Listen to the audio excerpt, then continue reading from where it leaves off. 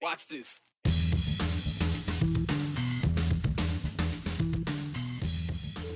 It may be happening more than 5,500 miles away from Idaho, but Idaho's senator with a strong connection to what's happening in Ukraine has some strong plans in response to Russia's invasion. Follow the money. It's a mantra we often hear in politics, but it's not always so simple. In part 3 of our series on the Idaho Freedom Foundation, prominent players at the Idaho State House say the nonprofit operates in a gray area when it comes to transparency. As we told you in parts 1 and 2 yesterday, Idaho Freedom Foundation's influence affects what laws get passed in Idaho and the civility of the political process. For example, it impacted Idaho's higher education budget and preschool funding last session based on an unproven premise. There's another level to this story of the nonprofit, and it has to do with transparency. Yep. Morgan Romero now joins us here to talk again about this, to get into this aspect of this. Well, what's the difference between the two? Yeah, between the 501c3 and the 501c4, lobbying arm versus nonprofit. It really is concerning for lawmakers that I talk to, the lack of transparency. IFF and its lobbying arm, Idaho Freedom Action, are getting more and more donations every year. I dug into some tax forms which show in 2019, IFF raked in about $710,000.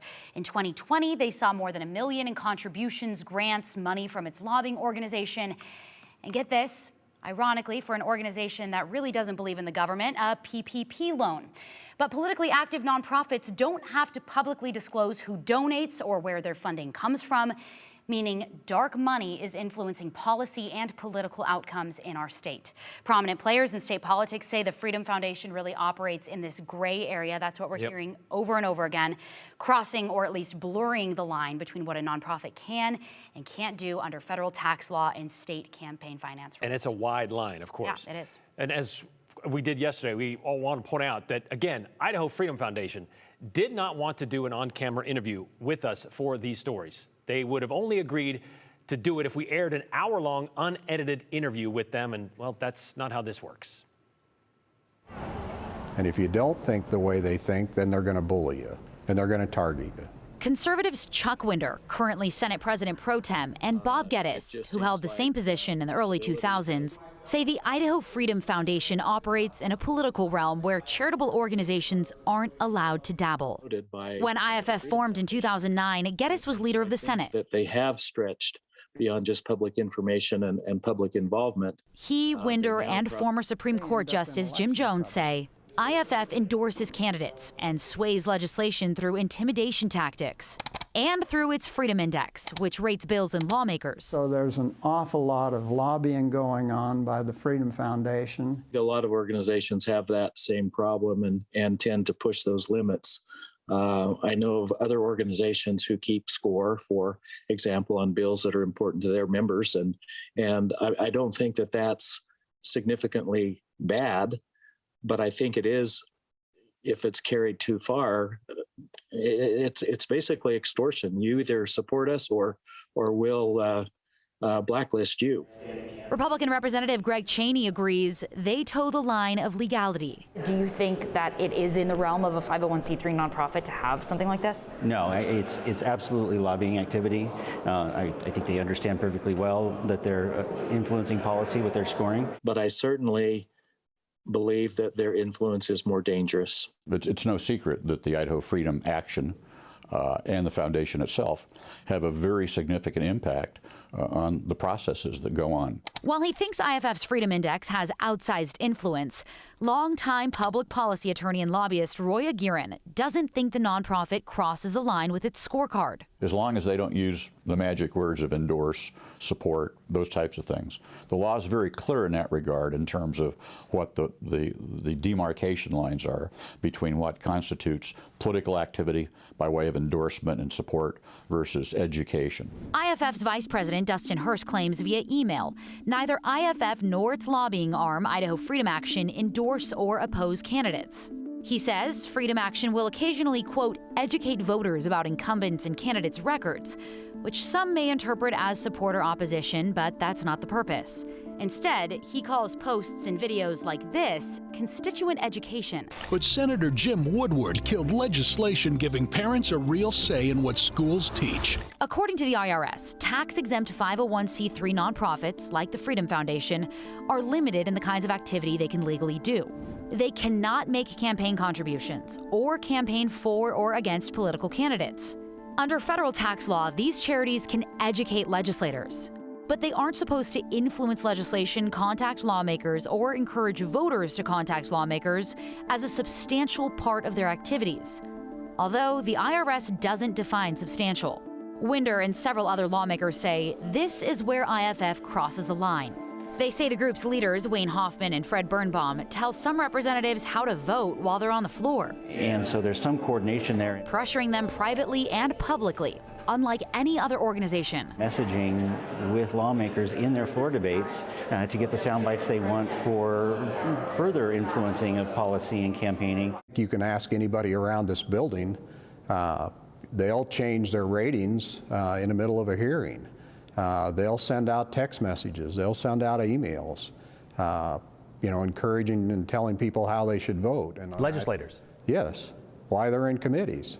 Egorin says the law is unclear around how much time and money 501c3s can spend on lobbying. And it cannot be what's known as excessive lobbying. Because the IRS doesn't clearly define excessive lobbying, the definition is subjective. It's up to the nonprofit to decide and the IRS to scrutinize.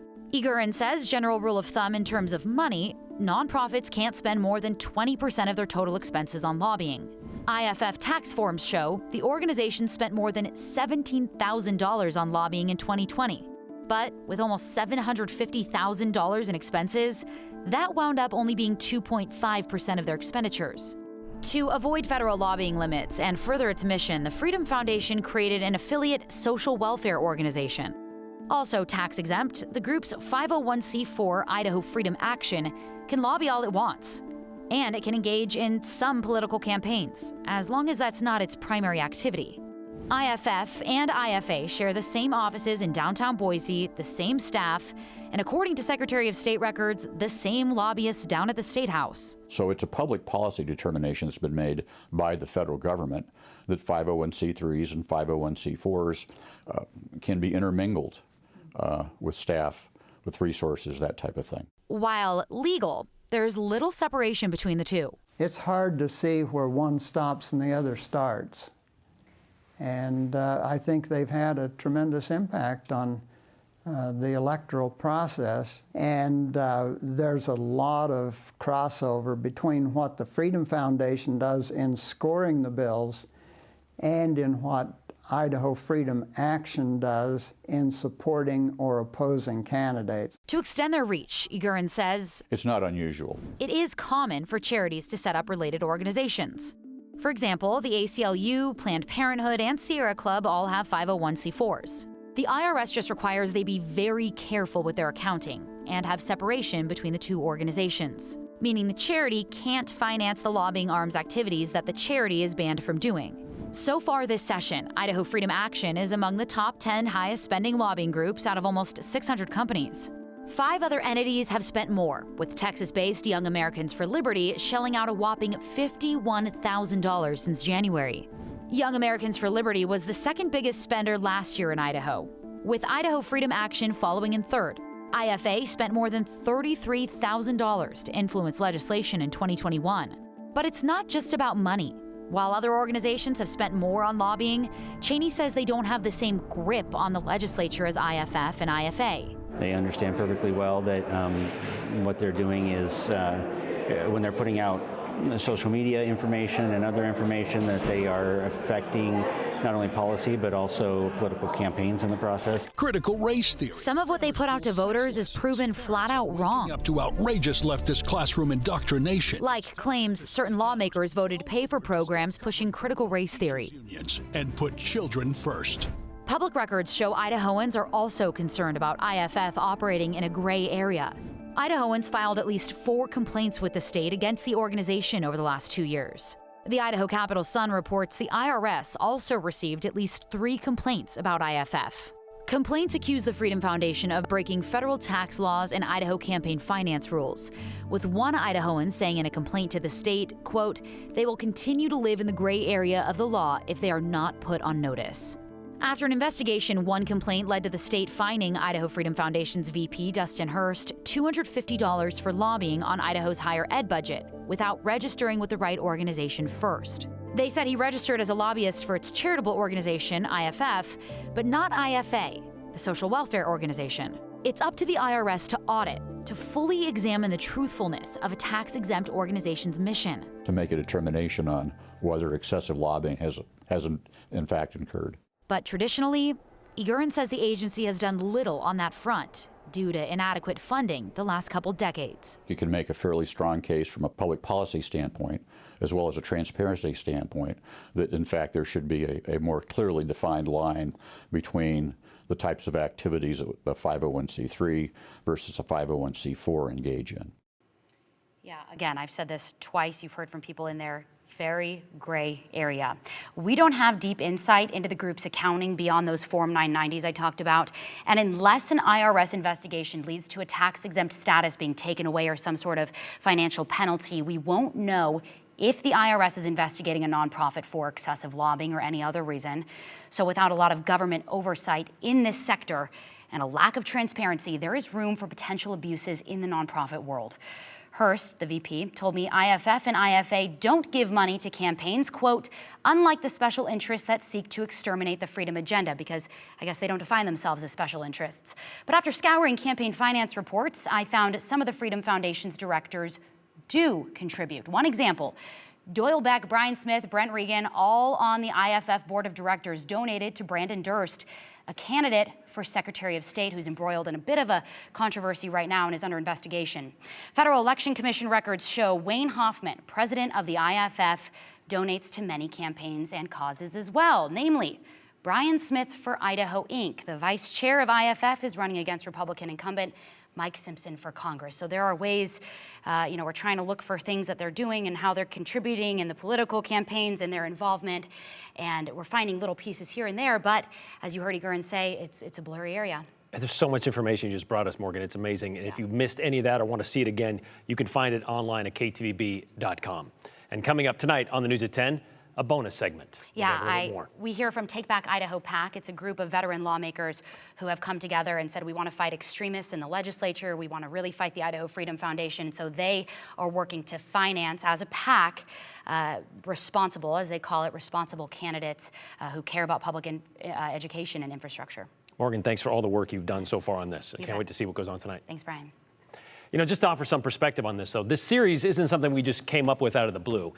It was sparked by a couple of things. One was what Senate President Pro Tem Chuck Winders said back in June about his greatest disappointment of last legislative session being how many legislators were willing to follow the lead of the Idaho Freedom Foundation. And we watched this play out as well, with bills and budgets being passed based on information that was not true. It seems every week or so, the last couple of months, another legislator or someone with skin in the political game was writing up an op-ed about the organization's message and or tactics. A message, like when it comes to critical race theory in our schools, has never been fully endorsed with actual evidence. How do we know this? Because we've spoken with teachers and administrators and students, and independent investigations into social justice indoctrination allegations in universities could not corroborate those claims. Just last week, parents and teachers in Idaho City confronted Representative Dorothy Moon after she claimed CRT is in the pre-K curriculum of Boise County schools. Well, they were angry. She was spreading a lie about them in a legislative committee. Her response? It was misconstrued by the media. Despite what they themselves saw and heard her say, she told them last week to just reject the evidence of your eyes and ears. You see, this is what should happen. Your elected officials should be held accountable for following false guidance without verifying it for themselves. And as we mentioned, we did try to speak to several lawmakers who are closely linked to the IFF, including members of the IFF. They all refused, and that's their choice. They have no obligation to us, but they do have an obligation to the people of Idaho, those they serve, and they should have to answer questions no matter who is asking them.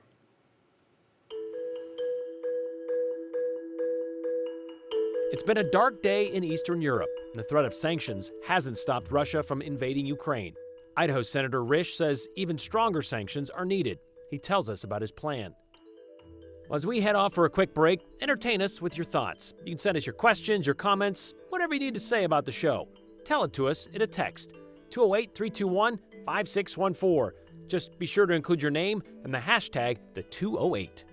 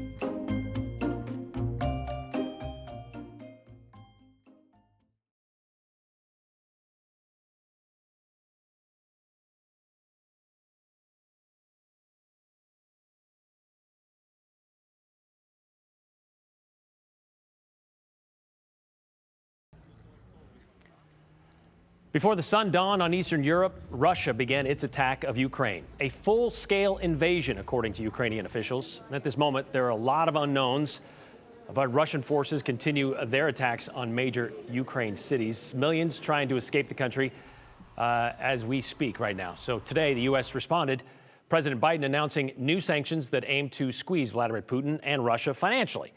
But more needs to be done, according to Idaho Senator Jim Risch. This afternoon, Joe Paris got an exclusive insight on the situation from the ranking member of the Senate Foreign Relations Committee. Risch told Joe about new legislation he plans to introduce next week to stop Russia and help Ukraine. This thing's been going to happen for a long time, and there's really no secrets. Usually when I'm talking about something like this, there's classified information, what have you. The United States government has put out everything they know about this for days and weeks leading up to this, trying to convince Putin that he shouldn't do this. Russians continue to lie. How many times do we hear them say, oh, well, we're not going to invade? They were lying, and that's what they do. So where we are right now is there's obviously been a very significant invasion. Everybody knew it's been coming for some period of time. It became more obvious in recent days as they did a cyber attack leading up to the next thing that happens always is they use rockets to take out the ground and air defenses. Then next thing they bring is airplanes on since they own the sky. And I think that's, at this point in time, it's probably still ongoing, but they've spent most of the day doing that. And next it'll be boots on the ground and tanks. So it's absolutely predictable. It was knowable for everybody that watches foreign relations for some time. I know there's a lot of unknowns and a lot of questions right now, something that Idahoans are asking us. What is the United States' responsibility in the situation? Ukraine is not a NATO country. Right. There's 30 of us that are NATO countries, and we all operate under what's called Article 5, which is an attack on one is an attack on all. And so we have obligations there. Ukraine is not a NATO country. They've applied for membership, but there are certain standards that countries need to meet before they can get in, and Ukraine never was quite able to get there. Having said that, they are a democratic nation. They're a sovereign nation. They lean west towards our values, and so we support people like that, and we'll continue to support them. There are not going to be boots on the ground. There's no appetite from anyone to put boots on the ground there, and particularly we've got to avoid at all costs a engagement on a kinetic basis, on a force basis with the Russians. Two nuclear powers can't get into a fight, obviously. So we have over recent years, recent months, and more robustly in recent weeks, sent defensive arms to the Ukrainians. They have committed to defend their country.